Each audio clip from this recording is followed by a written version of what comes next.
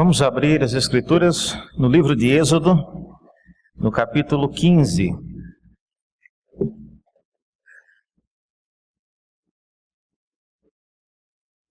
Êxodo, capítulo 15.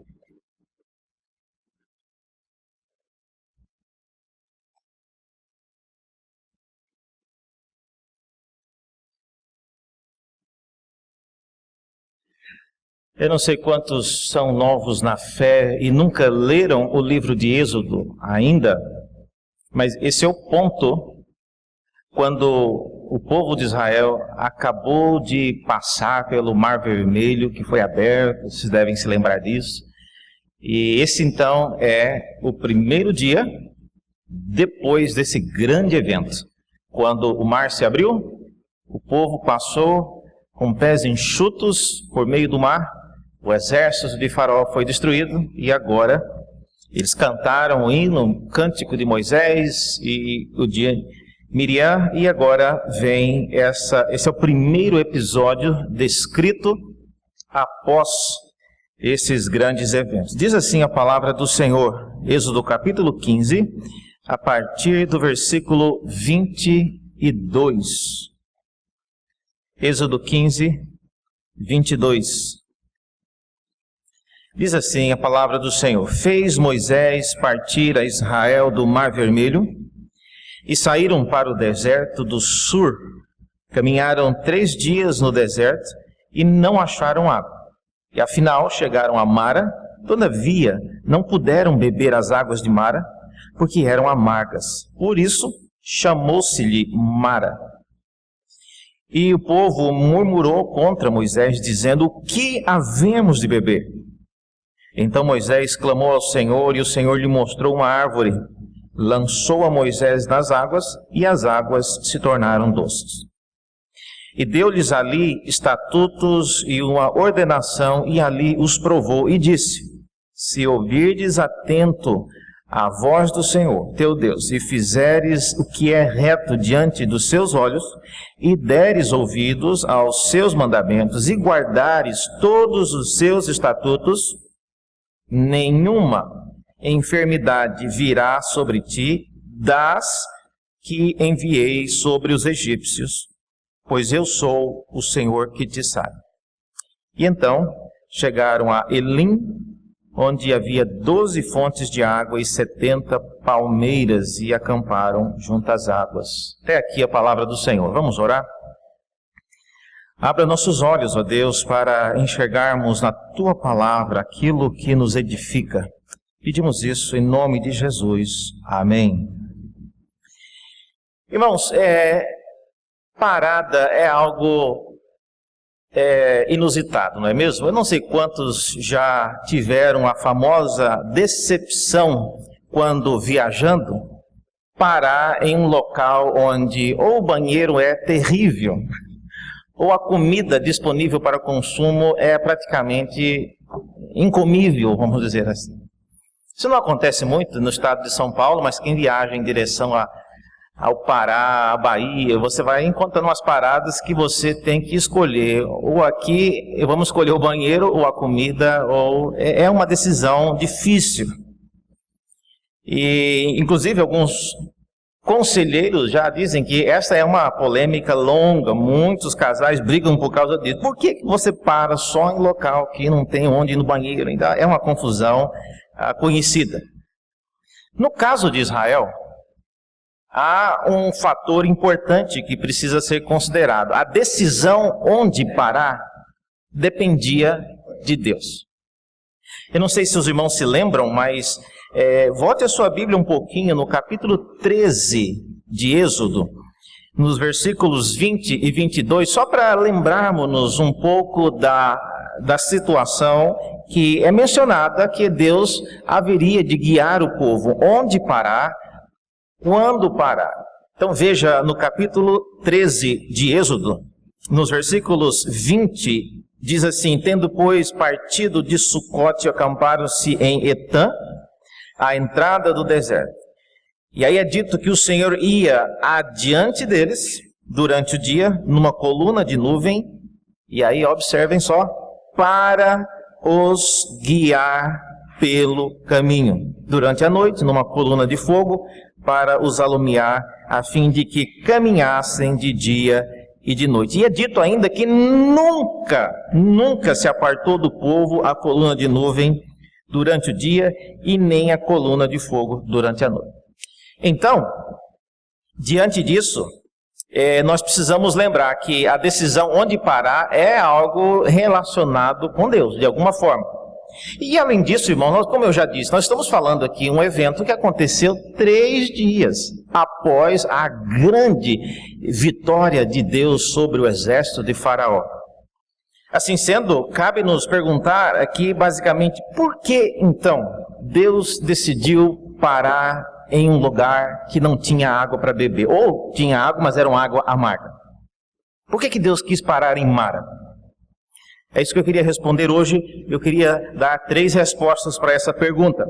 A primeira é que Deus queria testar a memória do povo. Segundo, Deus queria testar a fé do povo. E em terceiro lugar, Deus queria testar a obediência do povo. Vamos então começar com a primeira razão por que Deus decidiu parar em Mara. De todos os lugares que podia parar, Deus resolveu parar em Mara. A primeira razão eu vejo que tem a ver com a memória do povo. Deus queria testar e às vezes levar o povo a pensar um pouco no quanto tempo às vezes aquilo que Deus faz permanece em nossa mente. Veja na sua Bíblia, no início do texto, é dito que eles caminharam, de volta a Êxodo capítulo 15, versículos 22 em diante, e no 22 é dito que eles caminharam 3 dias no deserto. 3 dias, como eu disse.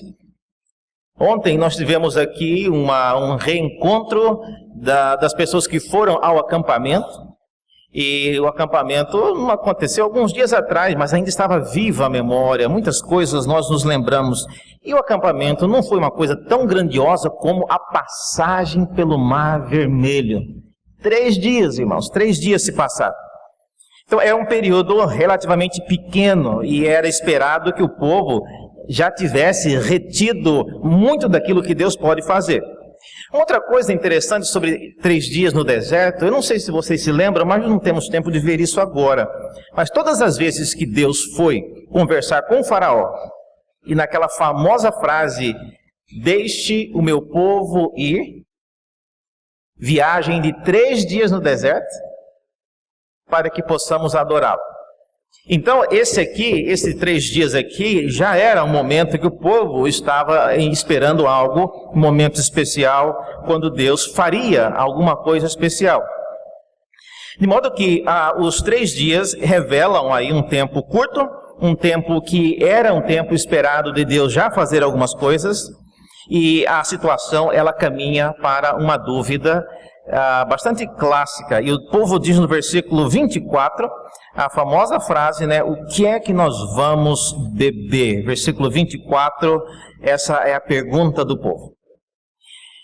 Irmãos, eu costumo dizer que algumas perguntas expressam não somente a nossa necessidade, mas expressam também a pequenez e a incredulidade de algumas pessoas. Deus havia, como eu disse, há 3 dias aberto o mar e feito o povo passar no meio dele. E agora o povo está preocupado com o que vai beber. A reação correta seria chegar em Mara, nas águas amargas, e o povo falar, águas amargas, não aguento esperar qual vai ser o próximo milagre, porque ninguém consegue beber águas amargas. Mas é interessante que a reação do povo, a murmuração, ela está então diretamente relacionada com a memória. E já que a memória humana ela é seletiva, eu e você precisamos escolher bem aquilo a respeito do que iremos nos lembrar. O que é que você escolhe para se lembrar com mais frequência? Você sabe que quem está com a Bíblia aí, você sabe para que serve essas páginas em branco que tem no final da Bíblia? Não? Eu também não, mas vou te dar uma sugestão. Anote as coisas que Deus faz em sua vida. Porque é natural do ser humano se esquecer com facilidade daquilo que Deus realiza. E nesse caso, então, a murmuração, ela está diretamente relacionada à memória. 3 dias, como eu disse, se passaram apenas. E o povo já não se lembrava mais de que o Deus deles era um Deus grandioso, um Deus que abriu o mar, poderia facilmente fazer cair água do céu na boca de cada um deles, se fosse o caso. E uma pessoa cuja memória não consegue reter grandes experiências por 3 dias, irmãos, ela não está preparada para caminhar com ninguém, muito menos com Deus.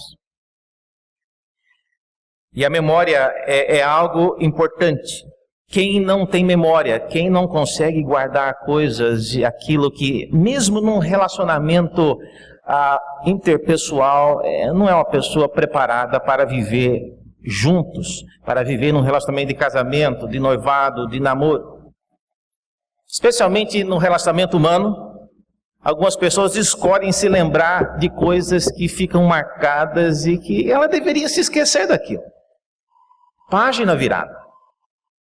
Mas elas insistem em se lembrar apenas de eventos selecionados. No caso de Deus, então, você tem que escolher e se lembrar das coisas que Ele faz, as grandes coisas que Ele faz. De modo que o primeiro motivo, então, é esse. Deus parou em Mara para testar a memória do povo. Deixa eu ver se esse povo ainda se lembra do que eu fiz há 3 dias atrás. Eu abri o mar, fiz-los passar no meio, destruiu o exército de Faraó. Vamos ver se eles acreditam que eu posso fazer essas águas tornarem águas doces. Então, essa é a primeira razão. A segunda razão tem a ver com a fé do povo. Veja no versículo 25,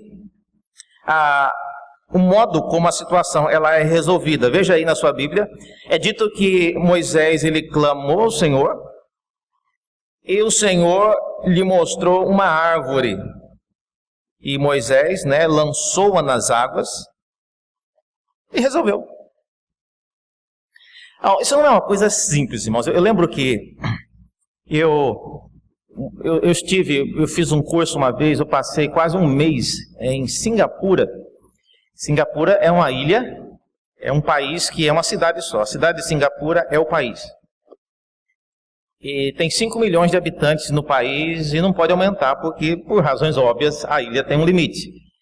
E o problema de água lá é terrível. E eles então criaram um mecanismo, uma tecnologia para purificar água que já foi usada para banho e para lavar a louça, lavar a mão, torneira, exceto água de sanitário. E lá está escrito na garrafinha que essa água ela é reutilisada.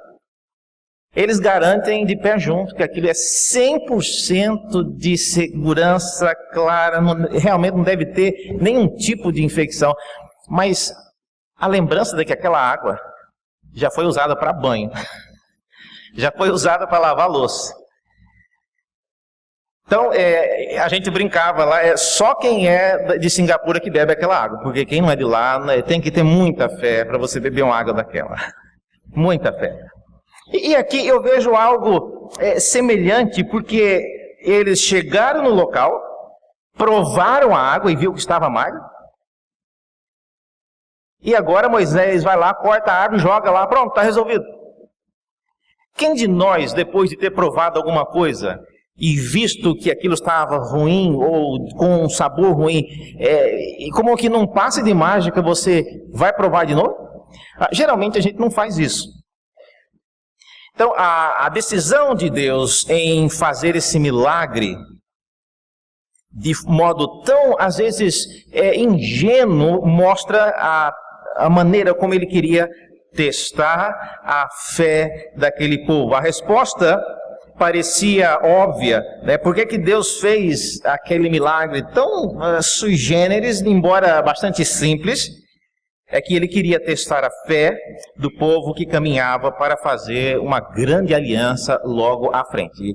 Eles ainda nem chegaram no Monte Sinai, onde fariam aquela grande aliança com os 10 mandamentos. Mas Deus está fazendo um teste aqui. Deixa eu ver se esse povo acredita realmente naquilo que eu faço. Milagres, irmãos, são coisas interessantes, não são? Eu digo que milagres, eles têm mais a ver com a nossa fé do que com o poder de Deus. Porque o que nós chamamos de milagre, na verdade, para Deus é algo simples de ser feito. Não é tão miraculoso assim. Mas tem um impacto sobre as nossas vidas. E preste atenção, esperar por um milagre é um gesto de fé. Mas exigir de Deus um milagre é um gesto de incredulidade. É um gesto, às vezes, de falta de confiança naquilo que Deus pode fazer. De modo que, quando o povo então chega em Mara, não tem água, Deus faz um milagre daquela maneira tão simples e as águas se tornam doces. Era exatamente para provar a fé daquele povo naquilo que Deus podia fazer. Eu fico pensando ainda, por que Deus não derrubou essa árvore antes do povo chegar em Mara? Não seria melhor? Poderia ter sido, não poderia? O povo já chegou cansado, não precisaria esperar para transformar a água em Mara, em águas doces, amargas em doces. Já estariam prontas as águas para serem ingeridas. Mas não. Então a razão é Deus quer testar a nossa fé. Em terceiro e último lugar, Deus resolveu dar essa parada em Mara para testar a obediência do povo. Veja nos versículos 26 em diante, logo depois do milagre acontecer, é dito, ainda no finalzinho do versículo 25, deu-lhes ali estatutos e uma ordenação, e ali os provou, e disse, se ouvires atento à voz do Senhor, teu Deus, e fizeres o que é reto diante dos seus olhos, e deres ouvidos aos seus mandamentos, e guardarem todos os seus estatutos. Então veja, esse é o mandamento e os estatutos que ele deu, naquele momento. Então a razão de ter parado ali, a razão de ter acontecido aquelas coisas ali, é porque Deus queria também provar e testar a obediência do povo. E quando Deus enviou as enfermidades sobre o povo do Egito, os irmãos devem se lembrar que os hebreus eles foram excluídos ou eles foram poupados daqueles tumores e daquelas chagas e enfermidades lançadas sobre os egípcios. Muito bem, agora Deus está lembrando o povo disso, olha, vocês já não se lembram mais nem do que aconteceu 3 dias atrás. Mas eu vou lembrar algo importante. Vocês se lembram daquelas pragas no Egito?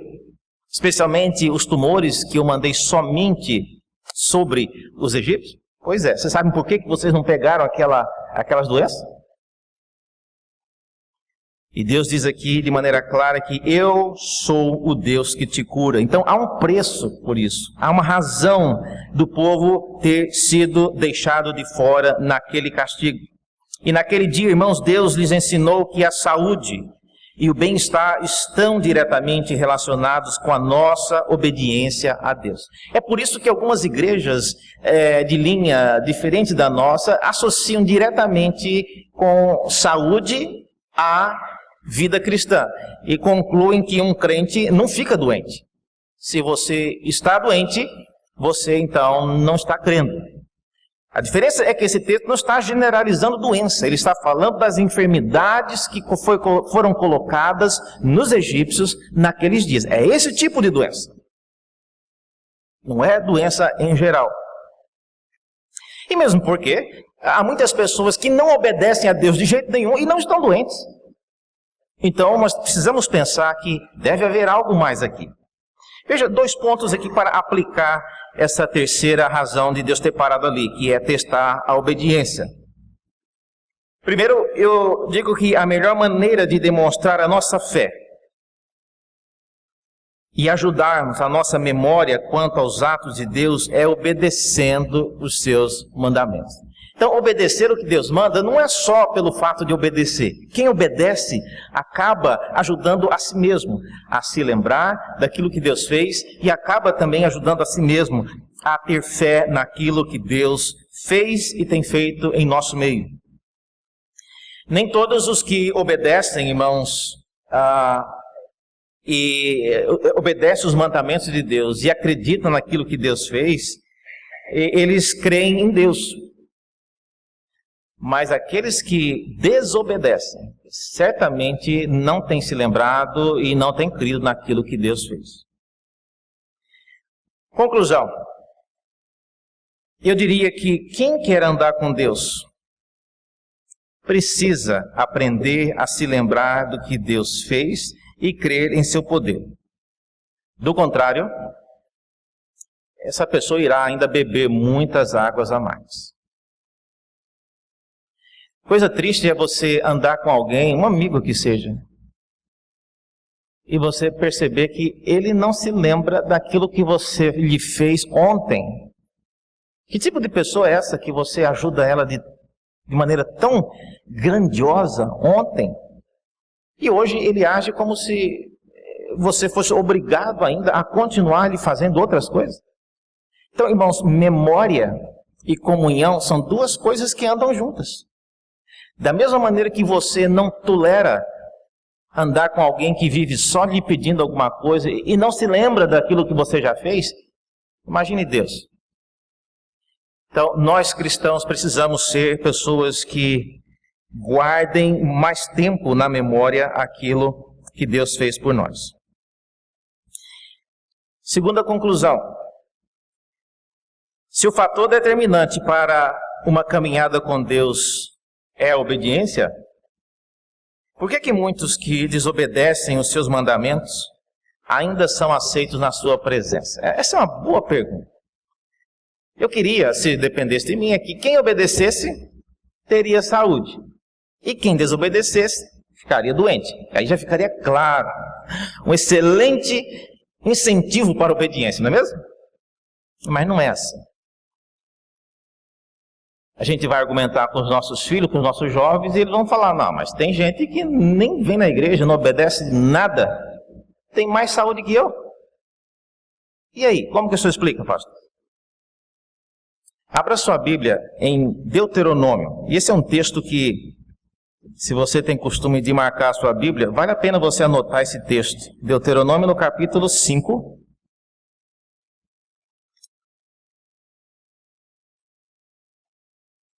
Deuteronômio no capítulo 5, no versículos 27. Aqui Moisés está recordando o que aconteceu logo antes de Deus fazer aliança com o povo. E quem já leu Êxodo sabe que o povo sempre falava, não, tudo que Deus falar nós vamos fazer, pode continuar, dá prosseguimento, Moisés. Moisés subiu no monte e descia com um monte de estipulações e o povo respondia, manda ver, Moisés, tudo que o Senhor falar nós vamos fazer. A gente fica pensando, será que o povo ia dar conta mesmo? Será que Deus sabia que aquilo não ia caminhar tão bem? Veja o que esse texto diz. Deuteronômio 5, 27 em diante diz, chega-te e ouve tudo o que disser o Senhor nosso Deus, o povo está dizendo a Moisés, e tu nos dirás tudo o que te disser o Senhor nosso Deus, e o ouviremos e o cumpriremos. Isso é o povo dizendo. Agora, olha o que Deus estava pensando disso. Ouvindo, pois, o Senhor as vossas palavras, quando me faláveis a mim, o Senhor me disse, eu ouvi as palavras deste povo, as quais te disseram. E em tudo que eles falaram é maravilha. Só que tem um problema. Quem dera que eles tivessem tal coração que me temessem e guardassem em todo o tempo os meus mandamentos, para que bem lhes fosse a eles e a seus filhos para sempre. Quem dera. Essa mesma situação, irmãos, perdura até os dias de hoje. Da mesma maneira que Israel não conseguia cumprir a lei, mas era por causa da obediência de alguém mais que Israel era beneficiado, nós de semelhante modo. Todos nós dependemos da obediência de Cristo. É por causa da obediência perfeita de Cristo que Deus fez aliança com o povo de Israel e Ele também faz conosco hoje. É por isso que existem pessoas que obedecem a Deus e adoecem, não aquelas enfermidades do Egito. E tem pessoas que não obedecem a Deus de jeito nenhum e têm saúde de ferro. O desafio nosso hoje é crer naquilo que Deus fez por meio de Cristo e guardar essas 3 lições. Deus às vezes irá parar a sua vida e levar você em situações de águas amargas para testar a sua memória, para testar a sua fé e para testar a sua obediência. E que Deus nos ajude a sabermos como responder em cada uma dessas situações. Vamos orar? Ó Deus, obrigado pela Tua palavra. Pedimos que ela seja aplicada em nossos corações pelo Teu Espírito, que bem nos conhece. Pedimos isso em nome de Jesus. Amém.